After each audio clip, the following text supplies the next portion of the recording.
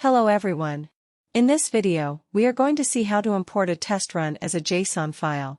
Before that, let's log in into your QA Touch account. After login, simply select any one project from the list, and move to the Test Runs tab here. After that, make sure that you can able to see and click the Import button here and select the JSON format. Now, name the test run, assign a person, and select the release. Then download the sample JSON file and open it in your local system.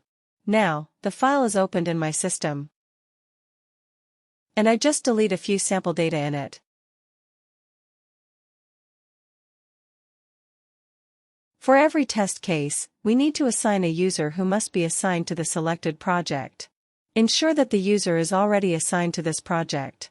Avoid importing the JSON file without changing the test case assignee's name, as it may cause issues during import. Each test case includes steps, and each step has an expected result and an assignee. You can also assign a person to a specific test case step.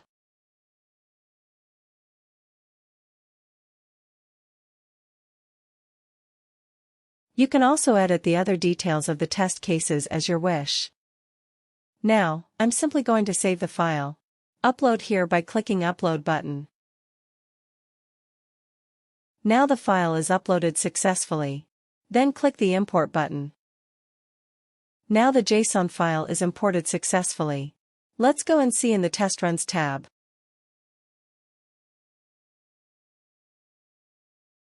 Here we can able to see the imported file.